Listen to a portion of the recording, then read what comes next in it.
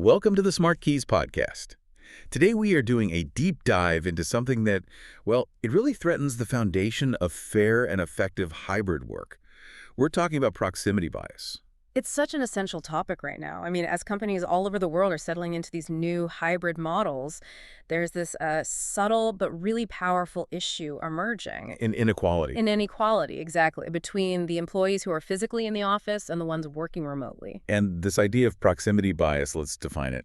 It's really just the tendency to give preferential treatment to employees simply because you see them more often. The problem is that leaders, and often it's completely subconscious, they start to overweight that physical presence. And, they end up undervaluing real, measurable contributions from remote workers. And this is not just a soft, fuzzy cultural issue that you can fix with a memo. This is a genuine strategic business risk. Right. When leaders start to equate just being visible with actual effort, it immediately hurts retention. It lowers performance because you're misallocating your talent. And it just destroys any sense of fairness. So our mission for this deep dive is pretty clear. We're going to unpack the hard data that shows this bias is real. We'll spot the specific signs it's happening in your organization, and then, most importantly, give you a practical playbook for overcoming it. It's all about making sure meritocracy can thrive, no matter where someone happens to be logging in from. So where do we start? What's the data that really kicks this all off? Well, to really get the context, you have to look at a survey from SHRM back in 2021. It found that, a lot of supervisors still have this fundamental preference for staff in the office. Okay, that's not hugely surprising. No, but here's the finding that really shows how insidious this bias is. 42% of supervisors admitted they sometimes just forgot about remote workers when they were assigning work. Wow. 42%. That's almost half of all managers with an involuntary blind spot. That is profound. It is. And that forgetfulness, that's the root of the whole uneven playing field. It's often not malicious, right? It's just convenience, it's habit. But that tendency, it's the foundation of the problem we have to address. Okay, so let's unpack that. Let's get really specific. Yeah. If this bias is so subtle, often unconscious, how does it actually show up day to day? What are the actual red flags that signal remote teams are being disadvantaged? It all really boils down to what we can call the access problem. The access problem. Yeah, physical proximity, it just grants you this automatic, effortless access to early information, to quick feedback, and that critical face time with decision makers. And that access leads to better opportunities. Directly. It leads to better opportunities, faster development, and it fundamentally skews decisions because managers start relying on what they can see, what's easy, instead of what's been objectively measured. So we need to stop just going with our gut and actually start looking for concrete documented patterns, especially for any of you listening who are managers or leaders trying to keep things fair. Absolutely. And the source material lays out 4 key areas where this bias really shows up. They kind of create a checklist you can use. Okay, what's the first one? First, look really closely at preferential treatment that's tied to visibility.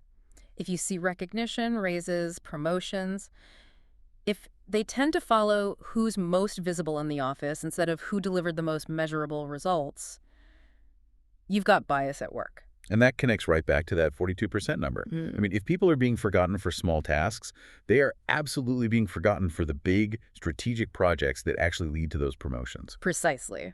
Which brings us to the second big sign. Information gaps and exclusion. The hallway conversations. The hallway conversations, exactly.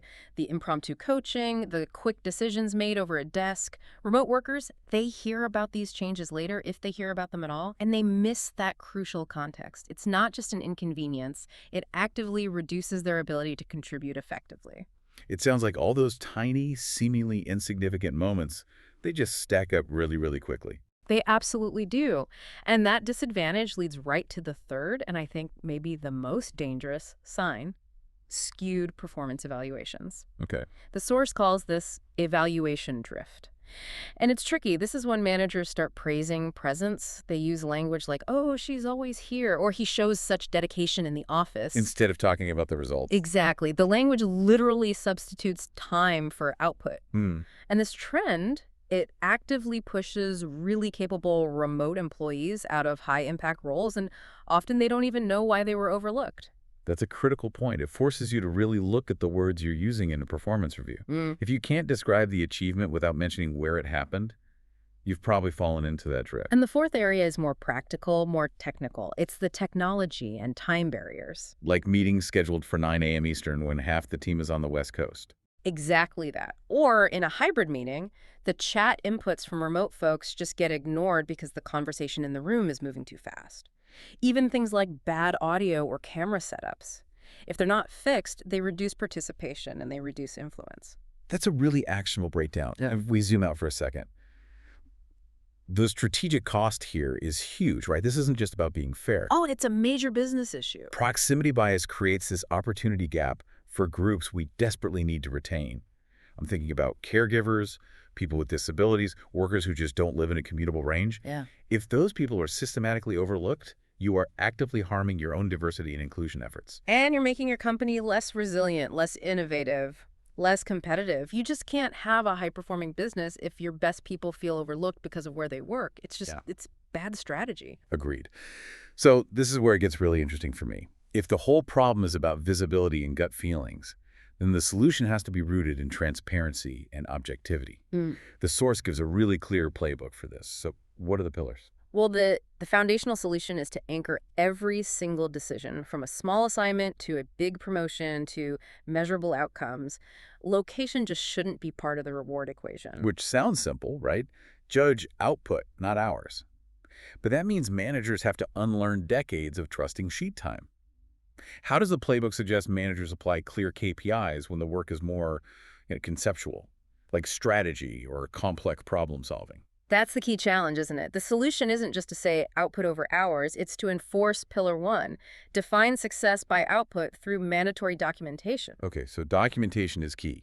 It's everything. It means setting clear outcome-based criteria, standard KPIs, documented deliverables, even for those conceptual roles.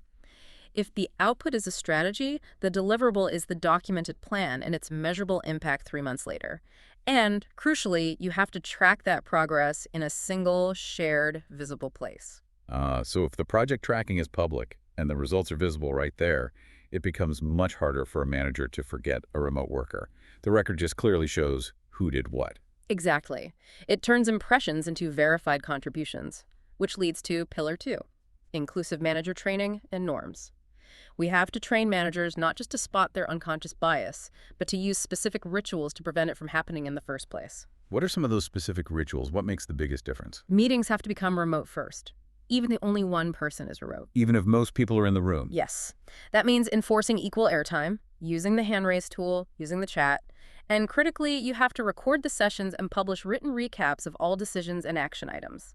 This creates a transparent record. So everyone's on equal footing, no matter the time zone.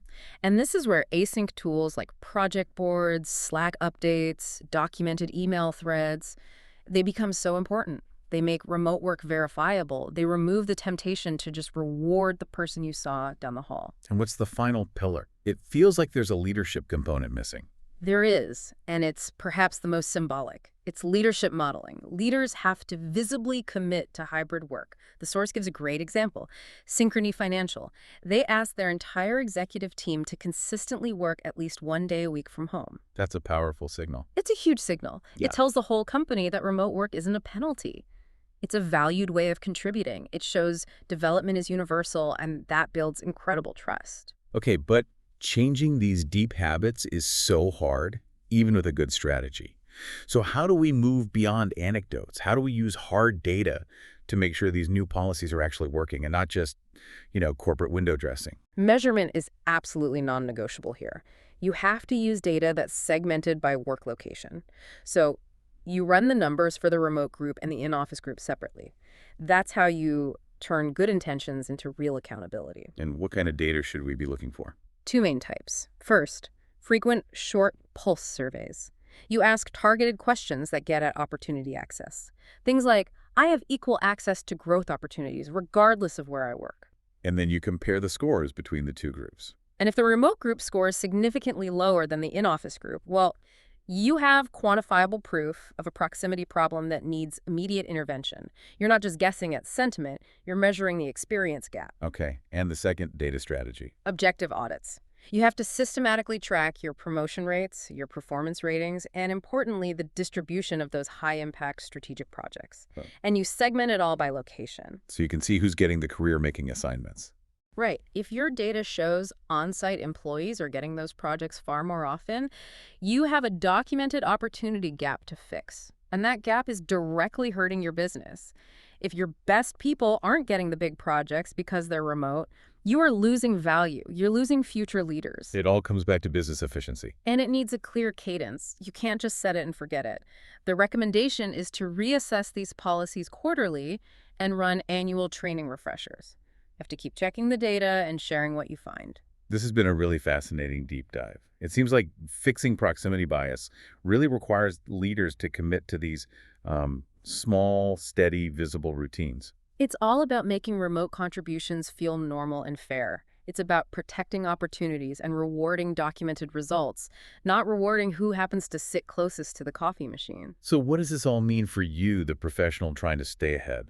The real challenge here isn't just recognizing the bias, it's continuously proving that your solution is actually working using transparent data. So your takeaway is this: document what you change from the data and consistently close the loop with your people. How often are you actually reviewing your assignment distribution, your promotion metrics, your coaching frequency, not just your profit margin?